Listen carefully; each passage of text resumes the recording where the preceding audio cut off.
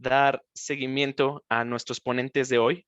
Hoy nos acompañan Sara Snap y Santiago Fernández y me voy a dar la tarea de presentarlos. Sara Snap, espero estarlo pronunciando bien.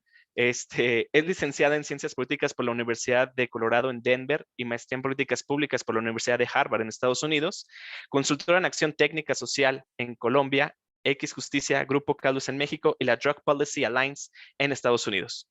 Formó parte del secretariado de la Comisión Global de Políticas de Drogas y es cofundadora del Instituto RIA.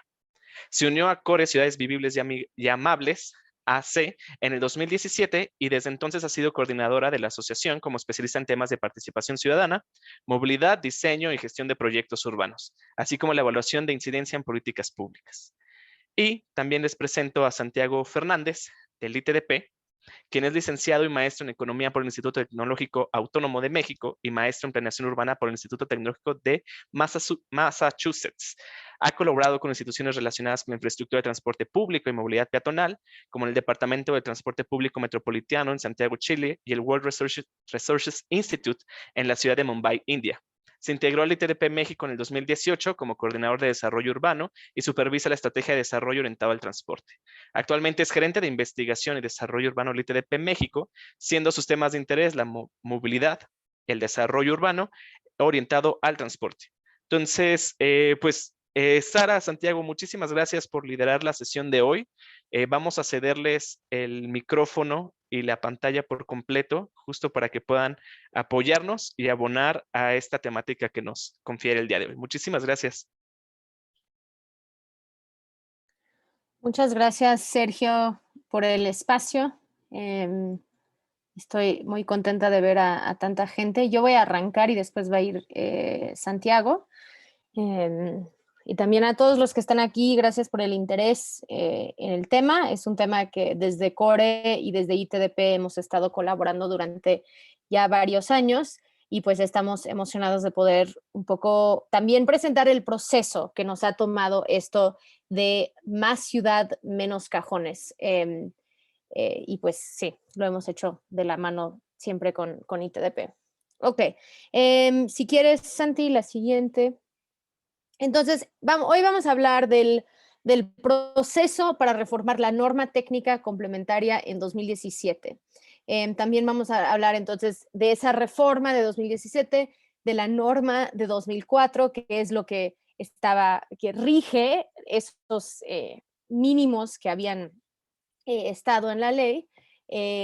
Después, el análisis de datos, de qué es lo que vimos cuando hicimos una evaluación de ese cambio, 3 años después de ese cambio, incluyendo entrevistas e encuestas que hicimos, y 7 recomendaciones claves para mejorar la gestión del estacionamiento en la Ciudad de México.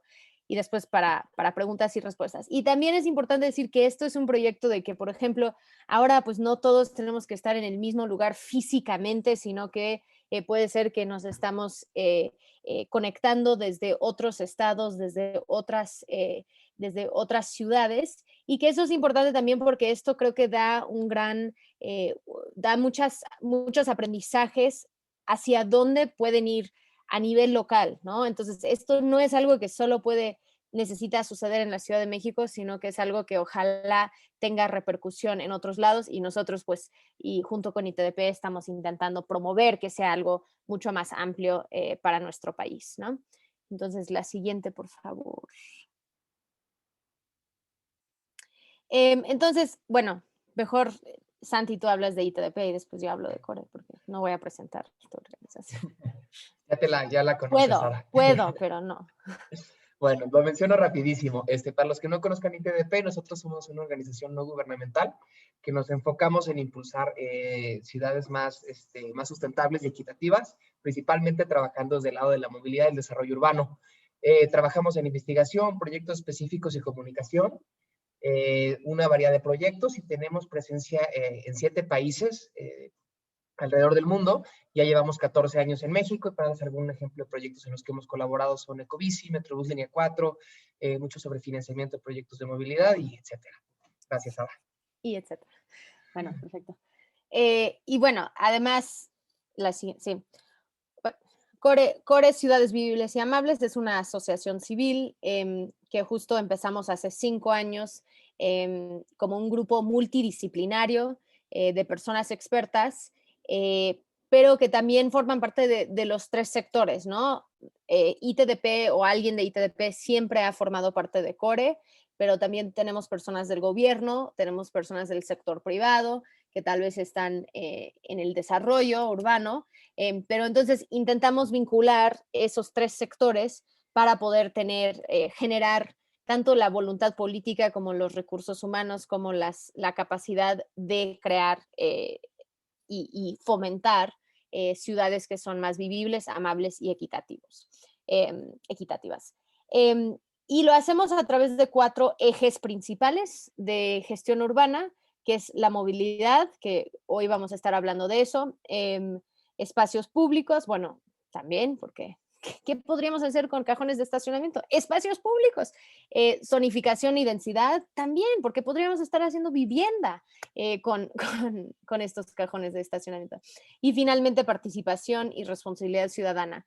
Entonces, ¿cómo incluimos a todos y todas en esta toma de decisiones sobre nuestras ciudades? Y también porque nosotros creemos mucho en que no deberíamos estar haciendo planeación como en el corto plazo, sino cómo lo hacemos a largo plazo, cómo aseguramos que estamos creando y construyendo y organizando nuestras ciudades y nuestras urbes en algo que puede ser benéfico para nuestros nietos o bisnietos o lo que sea, los que vienen después, ¿no? Que es algo que nos preocupa mucho, y también entendiendo que las ciudades siempre están evolucionando, nunca terminas de hacer la planeación de una ciudad porque están siempre en constante movimiento. Entonces, y hay cambios todo el tiempo. Y podemos decir que pues hay ciertas zonas del mundo donde tal vez la planeación fue más organizada, pero pues eso nos da muchos retos aquí en América Latina y en la Ciudad de México en específico. Pero creemos que a través de estos 4 ejes es como podemos seguir lanzando, ¿no? Ideas. Si quieres la siguiente, está perfecto. Entonces, algunas cosas que hacemos desde Core, tenemos un foro urbano anual. Por favor, ya desde ahora pueden apartar la fecha del 21 de octubre de 2021. Esto ha sido uno de los grandes foros de urbanismo en la Ciudad de México. Siempre estamos invitando a personas tanto a nivel nacional como internacional que pueden hablarnos sobre cuáles son estos modelos de ciudades replicables que pueden ayudarnos a tener una mejor pues, sociedad y ciudades más vivibles y más amables. El año pasado hicimos un evento híbrido, este año probablemente haremos lo mismo, teniendo algunas personas presenciales, pero en general todo virtual por la forma en que estamos viviendo hoy en día. También promovemos concursos de ideas, ¿no? Concursos de innovación. Entonces, ¿cómo es de que podemos estar apoyando proyectos pilotos como la vivienda urbana asequible o en este caso lo que vamos a estar abordando hoy, menos cajones, más ciudad? También hacemos un diplomado con la UNAM, Intervenciones Urbanas Integrales, Retos y Oportunidades. Estaremos lanzando la 2ª edición de ese diplomado, esta vez virtual, en agosto. Entonces, si tienen interés en esto, es un gran espacio donde podemos hablar de estos temas desde la práctica, desde la teoría, la práctica y la implementación. Y también hacemos muchos eventos, fechas urbanas, recorridos, publicaciones y tenemos un eje de ciudades sostenibles donde también estamos co-liderando un grupo de trabajo de los ODS, un plan de movilidad interinstitucional que se llama Moving junto con ITDP, y tenemos un fondo de inversión social que busca apoyar proyectos de ciudades sostenibles. Entonces, si quieres la siguiente.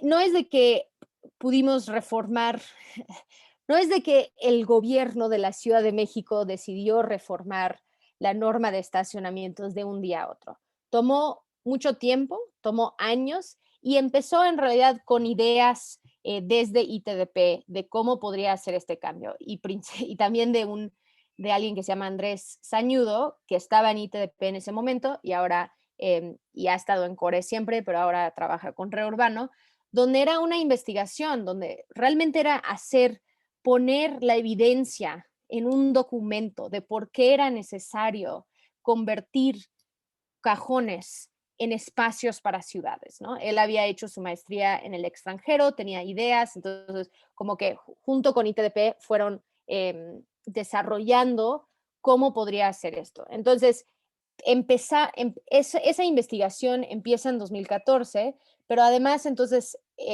ITDP fue sumando a socios en el proceso y haciendo alianzas justo para mejorar la comunicación o ampliar y tener un mayor alcance en la comunicación. Entonces, Core nace en esos años justo porque estábamos buscando un espacio donde podríamos traer diferentes actores para tener estas conversaciones, ¿no? Em, y, y vimos pues la propuesta de Menos Cajones, Más Ciudad. Yo pude estar en el jurado de ese concurso y vimos unas ideas muy innovadoras, muy diferentes sobre cómo conviertes espacios que en realidad no son son subutilizados, ¿no?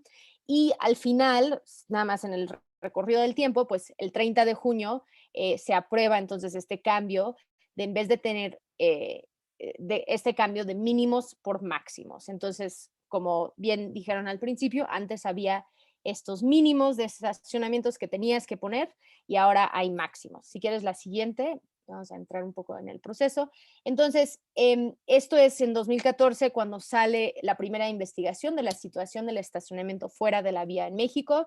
Entonces, no había una discusión sobre esto, más allá de los muy ñoños que querían clavarse en esto. Esta investigación hizo un análisis detallado de cómo había sido la regulación en los grandes desarrollos y creó algunos casos de estudio en la colonia Doctores y también de las mejores prácticas internacionales donde sí habían ya hecho este cambio, ¿no? Hacia máximos. Y dio ciertas recomendaciones de política pública. Y para gente que trabajan en asociaciones civiles, puedes saber que escribimos muchos informes, escribimos muchos documentos. A veces son documentos muy extensos y la gente no los lee como creemos que deberían de leerlos. Y al final lo que tienes que encontrar es también otra vía de llegar, ¿no? Ahora pues las redes sociales es la forma, hacemos unos GIFs, hacemos infografías para que llegue la información a más gente. Pero en este caso decidimos hacer algo diferente. La siguiente, por favor. Decidimos lanzar esta basada en la evidencia que había presentado ITDP en ese informe, ¿no? Y también contrastándolo. Entonces, si nada más ves en estos dos ejemplos, en Londres está el edificio de The Gherkin, que tiene 41 pisos y tiene 5 cajones de estacionamiento. 5 cajones de estacionamiento. Y esos son exclusivamente para personas con discapacidad. Y esto porque donde está el edificio está rodeado de opciones de transporte público. Entonces no es necesario. La gente no está yendo, pueden llegar en transporte público. Después está The Shard, que cuenta con 72 pisos de usos mixtos y que tiene 47 cajones de estacionamiento. Y estos también están reservados para personas con discapacidad. Entonces, esto era un esfuerzo por parte, pero tanto de Londres como del sector privado, en usar menos del espacio de la ciudad disponible para estacionamientos. Entonces, en contraste, en México, en la torre BBVA Bancomer, tenemos 50 pisos de usos mixtos y hay 16 pisos de estacionamiento. Entonces, eso es para 2,792 cajones de estacionamiento.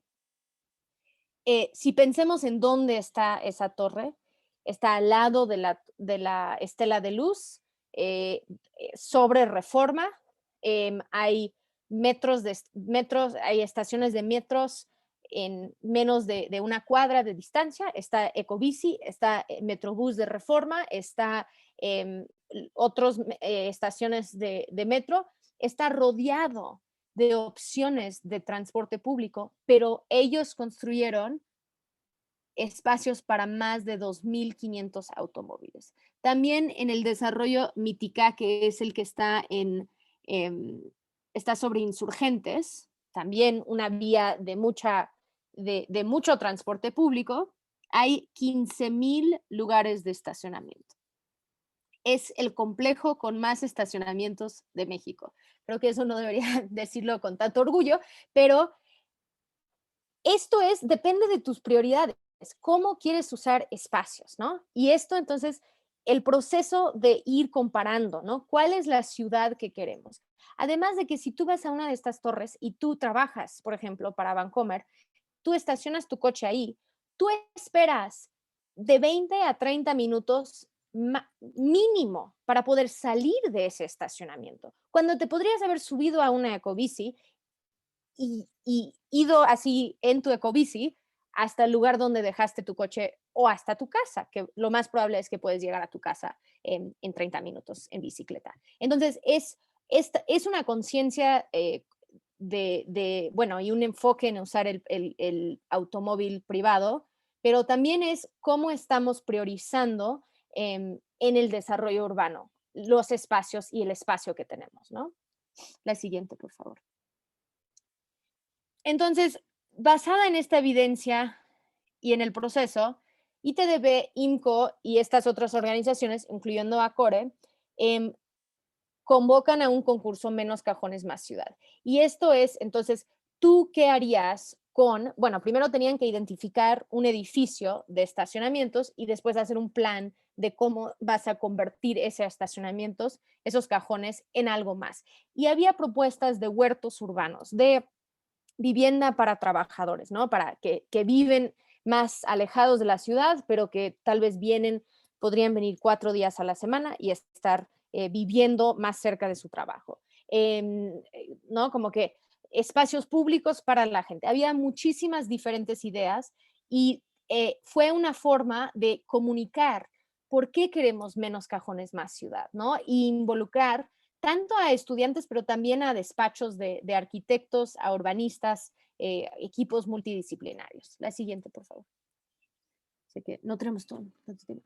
Entonces, esto creó presión mediática, creó presión político, donde ellos entonces invitamos al jefe de gobierno en ese momento, Miguel Ángel Mancera, a dar el premio. Ahí, gracias a la INRTE de realmente ITDP e IMCO, se anuncia que vamos a ser la primera ciudad en América Latina en eliminar los niveles mínimos, ¿no? Vamos entonces a hacer niveles máximos permitidos en los nuevos desarrollos. Entonces, tuvimos que hacer mucha presión para que hubiera esa respuesta, porque si no, ellos hubieran seguido haciendo lo mismo. Y esto fue en 2017 y dentro de la reforma, pues parte de eso era la evaluación y eso es lo que también vamos a estar compartiendo hoy. Creo que esa es mi última lámina. Muchas gracias, Santi. Maestro Fernández.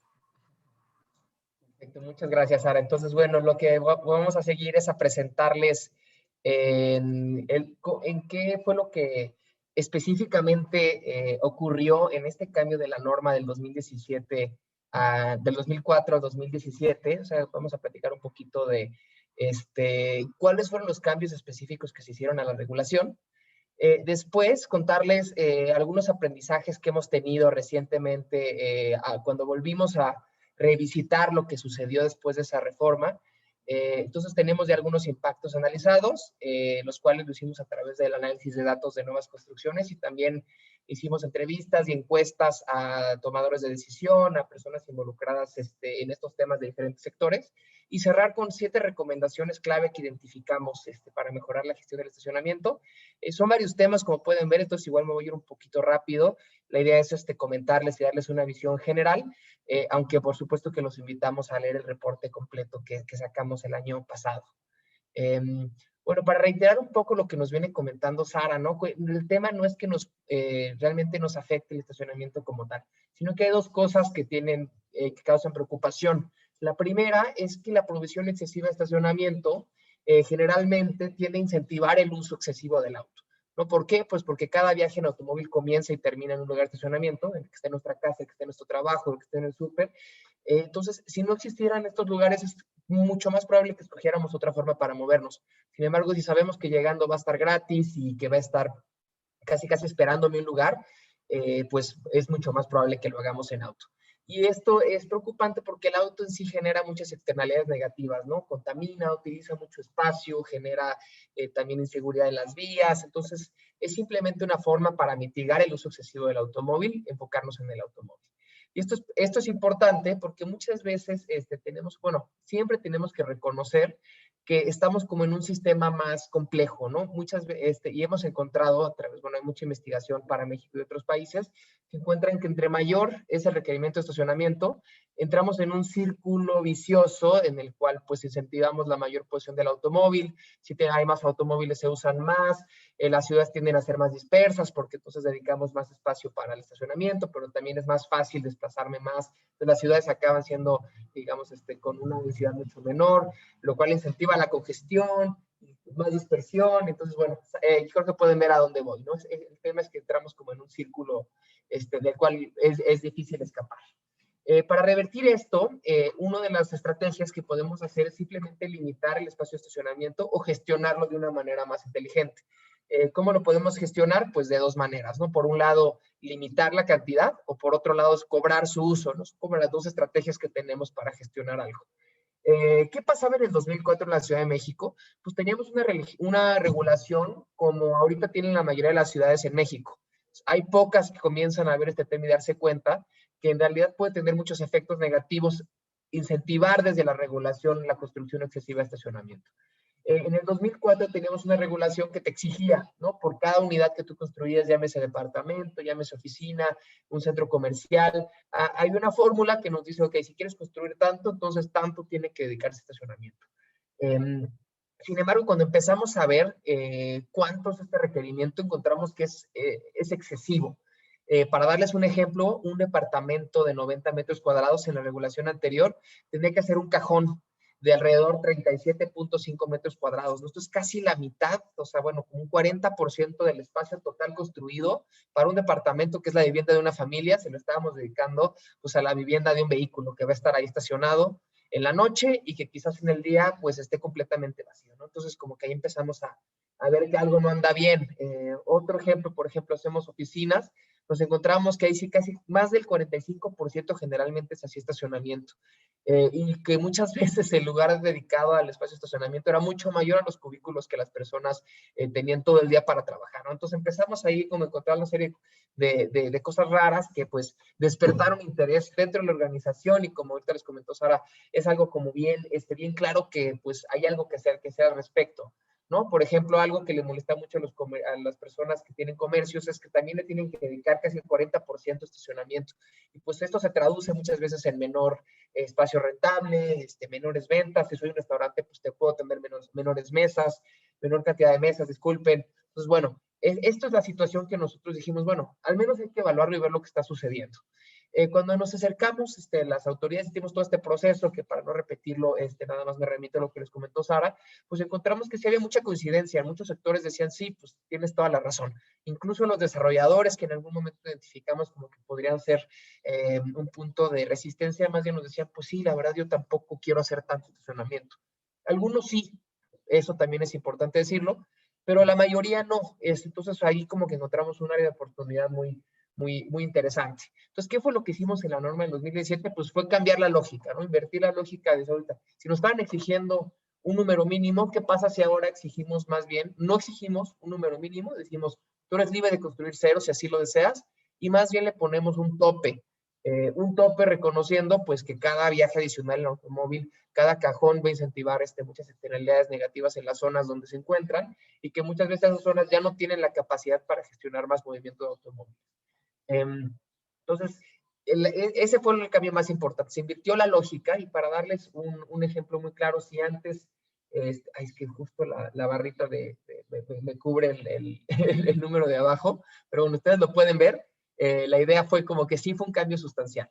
El segundo cambio que hicimos, además de poner este número máximo en vez de un mínimo, fue un mecanismo de cobro por encima de cierto nivel, ¿no? Como para incentivar que si alguien quiere hacer más, pues tenga la flexibilidad, tenga la posibilidad, pero que reconozca que está generando ciertos costos a la sociedad y que pues si pudieron aportar esto a un fondo de movilidad, podríamos reinvertir estos recursos en ahora sí mejorar la accesibilidad para todos, con movilidad más sustentable, invertir más bien en banquetas, en mejorar el espacio público, y esto ya está implementado, ¿no? Como les decía ahorita Sara, tuvimos digamos, la suerte, la persistencia de que se logró hacer este cambio. Entonces, ¿pero qué sucede, no? A nosotros nos preocupaba el tema de, pues, ¿qué van? Bueno, me faltó comentarles esta parte, disculpen. Esto sobre el tema de cobro, no se hizo de manera homogénea, sino que se seleccionaron dos zonas. La zona central, donde sí se implementa este cobro, y en la zona que no, digamos, que no tiene tan buena provisión de transporte masivo, ahí todavía nos quedamos un paso atrás y no se implementó el tema de aportaciones. En esta gráfica pueden ver ya específicamente cómo fue el cambio para ciertos sectores, como restaurantes, bancos, oficinas, gimnasios, centros comerciales. Pueden ver que pues hubo algunos, en las barritas rojas son las que el mínimo exigido bajo la norma anterior, que estuvo vigente hasta 2017, y el otro es el máximo permitido en el 2017. Entonces pueden ver que casi se respetaron los mismos niveles y para ciertos usos hubo una disminución sustancial, ¿no? Principalmente restaurantes. Estos son números hipotéticos por una construcción de 1000 metros cuadrados, por ejemplo. Entonces, un restaurante de 1000 metros cuadrados antes tenía que ser 100 cajones a fuerza, no tenía la opción de decir no los quiero hacer, y ahora se le está diciendo, pues máximo puedes hacer como 36, 37. Por ejemplo, los mercados también se les exigía mucho, ahora se les exige mucho menos, ahora no se les exige, pero pueden construir mucho menos, y también la escuela primaria, ¿no? Las escuelas, pues, parecía que los niños iban en coche, ¿no? Por la cantidad de estacionamiento que se les pedía. Sin embargo, para otros sectores, podemos ver el centro comercial, pues todavía, ¿no? Podemos ver ahí una señal de que hay que avanzar en ese sector, ¿no? Algo sucedió, obviamente, las normas se negocian, se discuten, pasan por procesos complejos y ahí se van modificando. Entonces aquí, en nuestra primera revisión, cuando regresamos a ver lo que fue que sucedió, fue que, bueno, encontramos que para algunos sectores fue muy positivo el cambio, para otros todavía se puede construir mucho estacionamiento. Esta es la aportación, ¿no? Para darles una idea a partir de cuántos estacionamientos empiezan a aportar. La aportación se hace a partir del 50% del nivel máximo.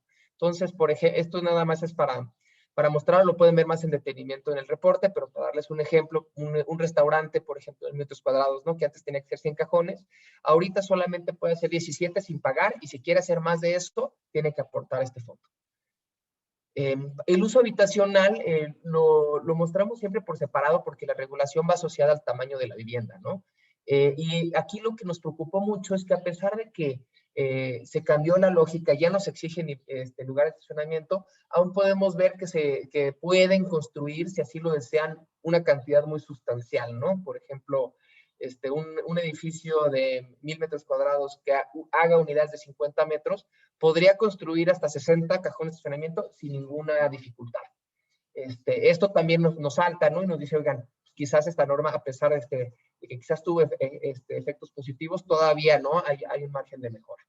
Esta me la voy a brincar porque es muy similar a la anterior, pero bueno, para mostrarles aquí que todavía sobre todo para unidades muy pequeñas, encontramos como esta inconsistencia. Todavía, a pesar de que ya no se les exige, pueden construir todavía, si así lo desean, una gran cantidad sin contribuir a este fondo de movilidad. Entonces, para darles algunos de los hallazgos que tuvimos en esta revisión, fue que el máximo de cajones permitido es menor que el mínimo que exige la norma 2004, pero solamente en ciertos sectores, para restaurantes, mercados, escuelas primarias y viviendas grandes. Para algunos, el máximo estacionamiento se fijó exactamente en el mismo nivel, como les mostramos ahorita, bancos, oficinas y gimnasios, pero para otros el máximo se fijó por encima, ¿no? Entonces, esto es una señal como que nos dice de alerta que todavía tenemos que seguir avanzando. Y en cuanto al fondo de aportaciones, encontramos que en la redacción no es todavía muy claro cómo se tiene que implementar este cobro. Lo que hemos visto es que se está entendiendo como un pago de una vez, de entre 70 y 150 mil pesos, pues que aún pensamos que es relativamente bajo y que no refleja lo que debería reflejar el costo de un cajón adicional de estacionamiento. Bueno, entonces esto para platicarles un poquito de en qué consistió el cambio, cómo los vemos ahora y qué áreas de oportunidad identificamos. Para realmente entender lo que estaba sucediendo, nos dimos la tarea de analizar los dictámenes de construcción que registran esta información para las construcciones grandes de la Ciudad de México. Tuvimos acceso a estos datos gracias a la CEDUBI, la Secretaría de Desarrollo Urbano y Vivienda, que nos los proporcionó, y podemos hacer un análisis en el cual aprendimos bastante. Este análisis de datos también, como les decía, lo pueden consultar a detalle en el reporte, pero analizamos, al menos en esta estación específica, más de 200 construcciones, comparando las construcciones en el periodo 2016 y 2018, para las cuales les aplicó la norma anterior y la nueva norma. Y así podemos sacar algunos contrastes entre los dos, entre las dos normas sobre lo que está sucediendo. Para darles una idea, cuando comparamos los desarrollos para los cuales les aplicó la misma norma 2004, encontramos que en el 2016 había aumentado todavía el porcentaje que le están dedicando a estacionamientos. Esto en comparación al reporte de 2014 con el cual iniciamos esta investigación. Entonces, vemos que en realidad hay una tendencia a la alza. Sin embargo, cuando encontramos los nuevos desarrollos a los cuales les aplicó la nueva norma, en todos los sectores hubo una disminución del porcentaje que dedicaban a estacionamiento. Muy sustancial en algunos, como los conjuntos habitacional, que construyen menos del 35% por debajo del máximo permitido. Otros menos, como los desarrollos mixtos, que construyen nada más levemente menos. Pero en general encontramos una reducción del 16%. Aquí se resume un poco más, de manera más clara, los hallazgos. Vemos que, bueno, cuando se pudo aplicar la norma del 2017, el porcentaje habitable aumentó considerablemente, de un 58%, 63% en el 2018 a un 67%. Entonces, esto es lo que estamos haciendo, es un espacio que puede utilizarse para muchas cosas más, además de solamente almacenar vehículos o estar vacíos gran parte del día. Entonces, esto es una buena señal para nosotros porque indica que la norma anterior no reflejaba, por un lado, lo que quería el mercado, y que simplemente con haciendo un cambio simple, a pesar de que todavía se puede mejorar la norma, ya encontramos un impacto sustancial, ¿no? Los desarrolladores realmente están construyendo menos estacionamiento. Entonces, los principales hallazgos de este análisis fue que la norma 2017 ha tenido un impacto preliminar positivo. Decimos preliminar porque aún es un tiempo corto para analizarlo, ¿no? Nosotros hicimos el análisis el año pasado, que era 2020, y habían ocurrido solamente 3 años desde que se cambió la norma. De manera interesante, esta norma obliga a que sea revisada cada 3 años, ¿no? Entonces, por eso hicimos esa revisión el año pasado, pero todavía era un tiempo corto como para encontrar un efecto. En realidad fue algo sorpresivo cuando vemos que sí lo encontramos. Creo que de los resultados más interesantes es esto, que los desarrollos pasaron de dedicar del 42% en promedio a solamente el 33%. También encontramos en estos dictámenes que muchos desarrolladores antes de la norma ya estaban solicitando construir menos estacionamiento a través de, pues, solicitando a través de oficios y amparándose en otras leyes que ya estaban más encaminadas como a la sostenibilidad ambiental, como que ya había estos esfuerzos, pero no lo habían logrado hacer de una manera sistemática y la norma se los permitió. Y bueno, no encontramos realmente un patrón espacial, ¿no? De que en algunas zonas se esté construyendo menos, sino que en general así ha ocurrido. Bueno, esta guía nos gusta mostrarla mucho porque, bueno, podemos mostrar aquí cómo en realidad lo que se le gana al estacionamiento se le gana para otras actividades como vivir, disfrutar y las cosas que queremos hacer en las ciudades. Bueno, estas, como ya les mencioné algunas limitaciones, pues es que todavía era un tiempo corto para hacer esta evaluación, la vamos a seguir realizando.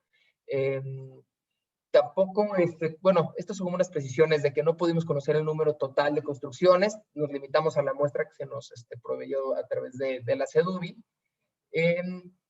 Y bueno, esas son como algunas limitaciones del estudio para ser completamente transparentes y cosas que vamos a seguir revisitando y tratando de afinar. Hicimos un ejercicio, por ejemplo, de escritorio para tratar de estimar cuál es el impacto de largo plazo de una política como esta, y encontramos que dado que si hay una reducción en el número de estacionamiento, haciendo una comparación con unas estimaciones de cuál es el número de viajes que atrae un lugar de estacionamiento, encontramos que este cambio en la norma ya nos está ayudando a reducir emisiones de gases de efecto invernadero y probablemente contaminantes locales, ¿no? Entonces, esto es como para hacer un regreso a cuál es el impacto de este tipo de medidas a largo plazo y a una escala de nivel ciudad, ¿no? Sin embargo, encontramos que para hacer realmente una ciudad que tiene un crecimiento cero en carbono, ¿no? Cero en impacto de gases que contribuyen al cambio climático, tendríamos que ser mucho más ambiciosos. Y esto implica revisar la norma de una manera mucho más agresiva, cada que lo permita, que son cada 3 años, y progresivamente continuar limitando el número de estacionamiento y quizás cada vez cobrando más, ¿no? Reconociendo pues, que realmente genera costos a la sociedad y tiene externalidades negativas muy importantes. Bueno, esto ya se los mencioné. Para contarles algunas de los aprendizajes que tuvimos, no nos limitamos al análisis de datos porque eso solamente nos da una visión, sino que nos acercamos a las personas involucradas en el sector, desde autoridades de movilidad, desarrollo urbano, personas que trabajan en el sector financiero, en el sector público, en el sector privado de las construcciones. Bueno, hablamos con una variedad de actores para entender cuál era su perspectiva. Y algunos de los hallazgos, por ejemplo, para los desarrolladores, es que ellos consideran que antes de la norma, el punto inicial del diseño era el estacionamiento, porque era la regulación más clara que ellos tenían. Entonces, cuando empezaban a dibujar un edificio, pues primero dibujaban el estacionamiento. Ahora pueden hacerlo al revés, ¿no? Eso es un cambio muy interesante. También ellos consideran que el cambio, que previo al 2004, se les exigía una cantidad de estacionamiento superior a lo que el mercado exigía. Entonces, para ellos fue algo muy positivo. También ellos consideran que este cambio es muy importante para que ellos puedan disminuir el precio de los productos que ahorita ofrecen y acercar la vivienda a familias que hoy no tienen los medios para comprar algo o rentar algo en la Ciudad de México, ¿no? Sino que estos ahorros se pueden trasladar también al consumidor final. Las autoridades dicen que en general encuentran bastantes cambios positivos en esta norma, a pesar de que se hizo en el sexenio anterior y luego, bueno, ahí puede haber algo pues, digamos, de orgullo, pero bueno, en general encuentran que para ellos ha sido positivo entrar con una norma que ya les da esta cierta flexibilidad. Y un caso específico, por ejemplo, el secretario de Movilidad nos indica que la norma actual les ha ayudado a reducir casi en 50% el estacionamiento que hubieran construido los nuevos edificios en el corredor Reforma de lo que hubieran construido antes, ¿no? Entonces ya están reconociendo que esta norma ya realmente les da mucha más flexibilidad y que se traduce en pues que los desarrolladores también están dispuestos a disminuir la cantidad de estacionamiento, dado que ahora se les permite. Y la academia, pues en general encontró cambios muy positivos, como digamos que, pues es que estas no las quiero leer, pero bueno, las voy a leer. La academia encuentra que las exigencias del mercado del precio del suelo pueden dificultar la construcción de desarrollos con menos estacionamiento. O sea, que aquí reconociendo que el cambio no es todo, ¿no? El cambio en la norma no es todo, sino que hay que seguir mirando al mercado y las tendencias en ese sentido. Reconocen también que la norma tendría un impacto deseado, sin embargo, no se ha traducido necesariamente al valor del suelo, que ellos consideran que es un cambio muy importante. Y finalmente, la necesidad de seguir como territorializando estas políticas, ¿no? Estas políticas tienen que responder al contexto urbano específico de la zona de cada edificio, reconociendo que las zonas tienen diferentes provisiones de infraestructura, de oferta de transporte público, y que en realidad las normas tienen que ser más sensibles a esto, ¿no? Ellos consideran, bueno, las personas entrevistadas, que estas políticas luego que son como digamos de sábana para toda la ciudad, pueden tener efectos no deseados. Bueno, también complementamos estas entrevistas con una encuesta en línea a desarrolladores para entender pues, su visión. Y bueno, algunos de los impactos más interesantes ha sido que, por ejemplo, el 50% reportaron haber reducido la cantidad de estacionamiento en por lo menos 20% en relación a lo que exigía la norma. Entonces, bueno, ellos mismos reconocen que hay un impacto y que ellos se han capitalizado de ese cambio. Criterios para reducir la oferta de estacionamiento, pues ellos consideran que para reducirlo aún más, ya que no se les exige, consideran el transporte público, la concentración de empleos, el tipo de uso de suelo y la densidad poblacional, ¿no? Creo que haciendo eco a lo que nos decían los académicos, ¿no? De que hay que generar regulaciones que respondan a las características urbanas de cada zona.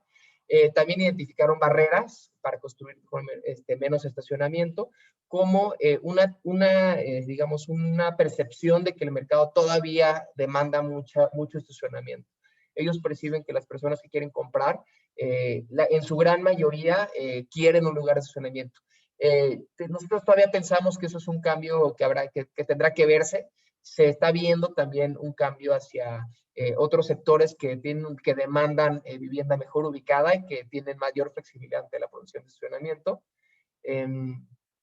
Y bueno, este tema de que hay menos demanda para desarrollos sin estacionamientos es todavía algo que nos preocupa, ¿no? Porque también nos dice, oye, no solo son las normas, no solamente es que los desarrolladores quieran, sino que de alguna forma también cambiar esa percepción cultural y lo que las personas quieren y lo que ellos aspiran.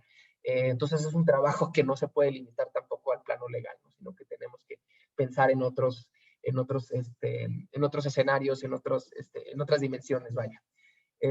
Otras temáticas interesantes con las cuales todavía no le ha entrado la Ciudad de México es, además de estos incentivos, digamos, negativos, como pudiera ser cobrar por estacionamiento, podríamos explorar con incentivos positivos y decirles, oye, que si tú haces menos de lo que quieres hacer, pues te voy a dar una reducción en las tarifas que vas a pagar, o te voy a quizás simplificar los trámites. Eso es como otro tipo de incentivos que todavía podamos explorar, dado que, por ejemplo, obviamente ellos son los que pagan, ¿no? Estos cobros, entonces no tienen una percepción, digamos, uniformemente buena como otros sectores, pero al menos el 41%, casi la mitad, la consideró como una política benéfica. El 38% sí reconoce que es perjudicial para su negocio. Entonces, bueno, todavía como para resaltar que hay que no es una posición uniforme, ¿no? En este sector. Y sobre el tema de las aportaciones, los desarrolladores consideran que podría tener un impacto en la decisión, ¿no? Que es un mecanismo que todavía no se ha explorado como de manera, digamos, por completo. Y aquí sí encontramos que estaban casi 50-50% la opinión sobre este tema. La verdad esperábamos todavía mucha mayor resistencia de su parte, pero más bien encontramos que no tienen, pues que hay desarrolladores que todavía están como con mucha apertura a explorar otro tipo de modelos, otro tipo de productos, y pues que es interesante que la regulación anterior no se los permitía, ¿no? Entonces, bueno, para no hacerles el cuento tan largo, una disculpa por el bombardeo de información y trato de apurarme para más de poder escuchar de ustedes y de sus preguntas. Me gustaría cerrar con estas 7 recomendaciones, que son el resumen, lo que aprendimos en este reporte a través del análisis de datos, el análisis cualitativo, las entrevistas y las encuestas. Y bueno, en primer lugar, encontramos que todavía es importante reducir los máximos permitidos, ¿no? Específicamente en estos sectores que les comenté, como centros comerciales y viviendas pequeñas, todavía hay que reevaluar si lo que se permite es lo óptimo o tendríamos que revisarlos a la baja. El segundo punto más importante es la necesidad de implementar este mecanismo de aportaciones al Fondo Público de Movilidad. Nos preocupa que todavía, como está diseñado, no es completamente transparente, entonces eso genera cierta resistencia hacia este tipo de cobros. Hay que revisarlo y hacerlo completamente transparente, y también revisar la redacción de estos cobros en la ley como tal para garantizar que los cobros se están haciendo por cajón y que tienen una tarifa adecuada para desincentivar la construcción de estacionamientos. Otro punto es que hay que coordinar las distintas políticas de estacionamiento de manera coherente e integral, y para esto me refiero al estacionamiento fuera de vía, que es de lo que hemos estado hablando ahorita, como el estacionamiento en la vía. Muchas veces el potencial de este tipo de políticas va a ser mayor, bueno, siempre, cuando consideramos también lo que está sucediendo con toda la oferta de estacionamiento, ¿no? Yo cuando escojo mi viaje en automóvil, primero pienso si está fácil estacionarme quizás en el lugar al que voy, y si no, si hay un lugar cerca. Entonces no podemos solamente ver una cara de la moneda. Por otro lado, tenemos que revisar la norma de estacionamiento público, porque ahorita cualquiera con un predio puede poner un letrerito y decir que ya se convirtió en estacionamiento público. Entonces, en realidad este es uno de los usos que tienen más impacto. Entonces, hay que evaluar dónde se necesita más oferta y condicionar estos permisos a que se garantice que se cuenta, ¿no? con una necesidad y que no se van a generar más impactos a la zona donde se digamos, se hace este tipo de uso del suelo. Otro punto es revisar las normas de diseño arquitectónico de estacionamientos. Esto lo mencionamos porque la forma de las construcciones también tiene impactos en la ciudad, ¿no? Muchas veces cuando vemos avenidas con puros muros ciegos, pues nos genera sensaciones de inseguridad, sensaciones de que no queremos estar ahí, y muchas veces esos muros ciegos los genera el estacionamiento. ¿Por qué? Porque es más barato ponerlo a nivel, porque las normas ahorita nos permiten algo nosotros consideramos muy perverso, que puedes ir medio nivel abajo y no te lo cuento, entonces lo que hacen es un medio nivel que nos deja a nivel de calle como un medio piso, que no, digamos, no promueve una interacción sana con la ciudad y con las personas que viven ahí, porque pues genera un ambiente inhóspito, no vemos lo que sucede adentro, los que están adentro tampoco ven lo que sucede afuera, pues eso no es, no contribuye como una vida pública más sana. ¿No? La sexta es adaptar las políticas de estacionamiento a las condiciones urbanas de cada vecindario, porque esta ya la he mencionado varias veces, ¿no? Lo aprendimos de los académicos, también de los desarrolladores. Quizás esta zonificación que se hizo para el mecanismo de cobro no es apropiada y tendremos que tener algo más flexible y más contextual. Y finalmente, esta es una recomendación transversal, que es que hay que garantizar la transparencia y disponibilidad de información sobre las construcciones para todos los ciudadanos. Ahorita nosotros tuvimos la suerte de que haya apertura del gobierno para proveernos estos datos y que nos dejaron revisar los dictámenes de construcción.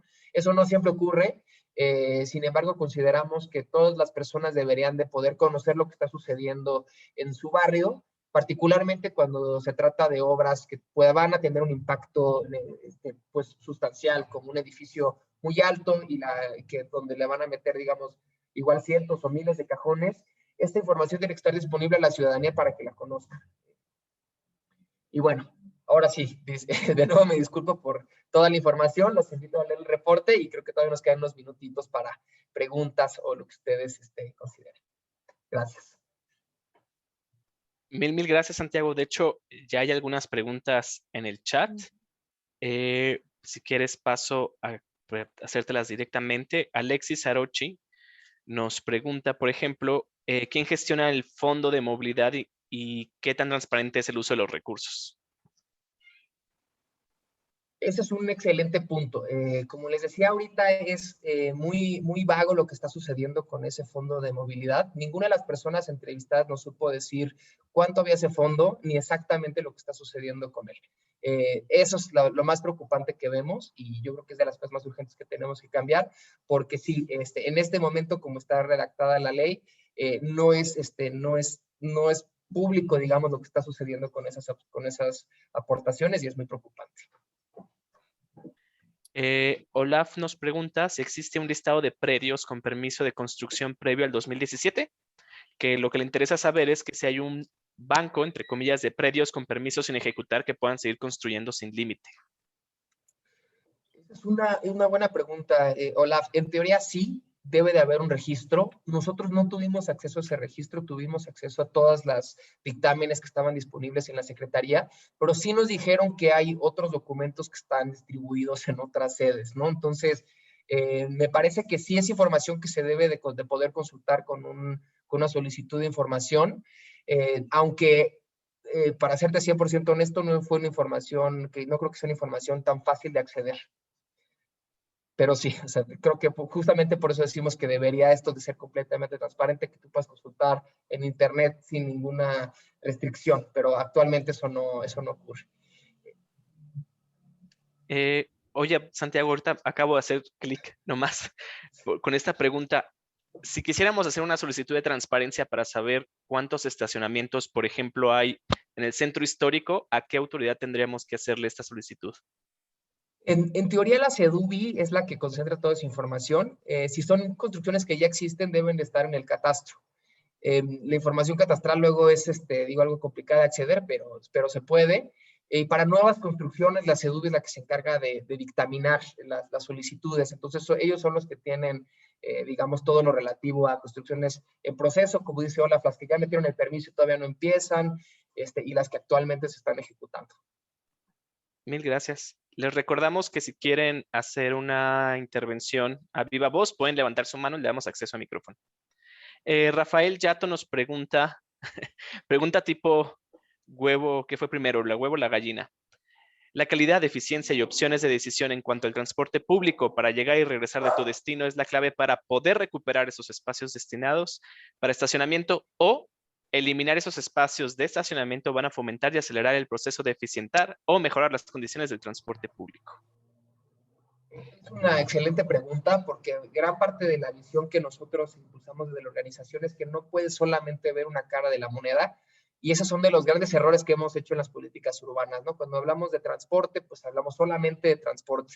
Entonces, que generalmente eran, ¿no? Pues más calles, más segundos pisos y no veíamos que cómo se mueven las personas está íntimamente ligado a dónde están las personas y a dónde quieren ir. Y muchas veces lo que tenemos que hacer es pensar las cosas de una manera coordinada, ¿no? Tenemos que, por un lado, ofrecer mejores opciones de movilidad, pero por otro lado, incentivar que las nuevas construcciones tengan una forma que la incentive y la apoye, ¿no? Entonces, para responder así de una manera muy breve, la pregunta es que tenemos que pensar las dos de manera conjunta y ya tenemos ciertos modelos que funcionan para eso, como pudiera ser el modelo de desarrollo orientado al transporte, que es un modelo de desarrollo urbano que nos ayuda, bueno, que tiene ciertos principios básicos con lo que se ha aprendido de cuál es la forma urbana que más apoya la movilidad sustentable y viceversa, ¿no? ¿Cuál es la forma de movilidad que más incentiva un desarrollo urbano sustentable? Entonces, con gusto podemos platicar más a fondo de ese tema, que a mí me gusta mucho. Nos pregunta Andrés Salazar, ¿han explorado la idea de, me imagino que esta norma obliga en la instalación de biciestacionamientos que puedan sustituir a algún cierto número de estacionamientos para vehículos automotores? Sí, también muy buena pregunta porque la norma actual, uno de los cambios más interesantes es que, bueno, les mentí cuando dije que se eliminaron los requerimientos, no todos, se dejó, bueno, más bien se insertó un requerimiento para estacionamientos en bicicleta. Entonces, esta nueva norma también obliga a que todas las nuevas construcciones inserten cierta cantidad de lugares de estacionamiento. Entonces, de cierta forma sí se está considerando ese tema. Perfectísimo. Voy a leerme últimas dos preguntas porque de repente llegaron muchísimas. ¿Contemplan estas reducciones, perdón, las certificaciones tipo LED, contemplan este tipo de reducciones de estacionamientos y variedad de estacionamientos como justo los bicipuertos? También es un tema que hemos visto. Lo de la certificación LEED como tal actualmente es limitada, digo, no voy a decir que no es positiva, pero está limitada muchas veces a las ecotecnias y al edificio como tal y no considera realmente los impactos en el entorno. Sabemos que la gente de LEED tiene la intención de actualizar su certificación y sus estándares de medición para incluir este tipo de cosas, lo que nosotros vemos como muy positivo, o sea, tienen la intención de, al menos en alguna conversación que tuvimos con ellos, de insertar lo que sucede alrededor no del predio, si se puede llegar a él en modos sustentables, lo que sucede con el estacionamiento y esos temas, pero actualmente no. Esperemos que en el futuro sí lo empiecen a considerar. Mil gracias, Santiago. Igual como datito y tiene que ver con la siguiente pregunta. O sea, muchas de las preguntas que nos están haciendo son de Tabasco, de Culiacán, de Hermosillo. Y la siguiente pregunta tiene mucho que ver con estas poblaciones que nos están viendo, ¿no? Que es, ¿cómo podemos llegar, ¿no? Si ustedes tienen algún modelo justo para que las otras ciudades que no son las grandes metrópolis lleguen a estos problemas que ya padece la Ciudad de México. Sí, por supuesto, y también otra vez muy buena pregunta. Algo que me faltó platicarles en la presentación es qué estamos haciendo ahora. Lo que aprendimos de la Ciudad de México, luego lo empezamos a trasladar a otras ciudades de otros contextos y encontramos que la situación es muy similar en muchos lugares, no solo del país, sino de Latinoamérica. Nosotros cuando hicimos este cambio, nuestra oficina de ITDP en Brasil, por ejemplo, le llamó mucho la atención y conversando con autoridades en Río de Janeiro se logró hacer un cambio similar, por ejemplo. Y este año nuestro plan es llevar esto todavía a más ciudades. Estamos trabajando con 6 ciudades, 3 en México, que son Morelia, San Pedro Garza García en Monterrey y la Ciudad de México y quizás Guadalajara después.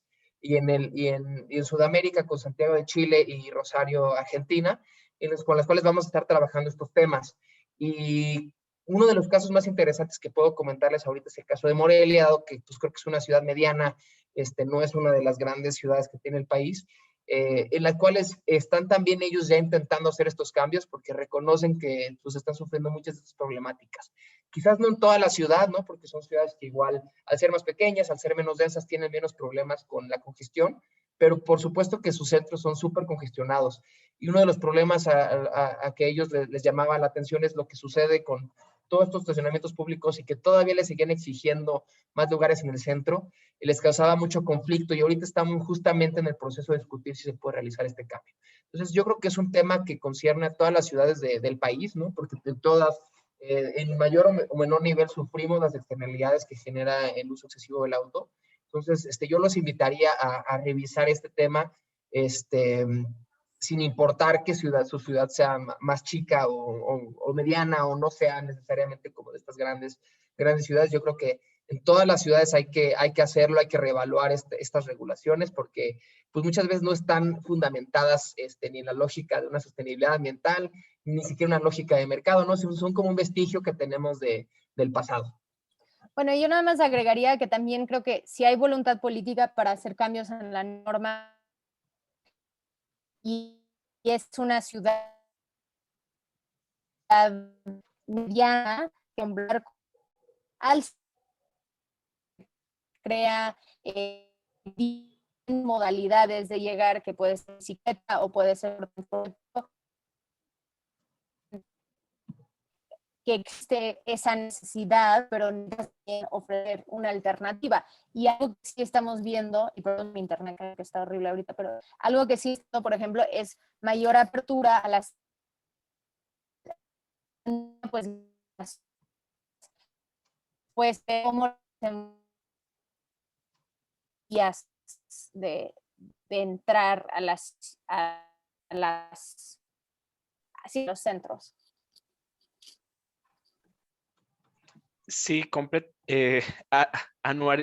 más bien sumaría esta última intervención de Sara, que justo muchas ciudades, ¿no? Que están pasando a justo hacer más zonas metropolitanas han empezado a hacer esta dinámica tipo Santa Fe, Ciudad de México, de tener como nuevos puntos centrales con altos edificios y que no tienen este control, ¿no? De estacionamiento, que van a ser un problema a mediano plazo, ¿no? Creo que dejaríamos hasta aquí. Hay bastantes comentarios en el chat. Con gusto se los podemos hacer llegar desde tipos de perspectiva de género, ¿no? De los certificados LED, etcétera.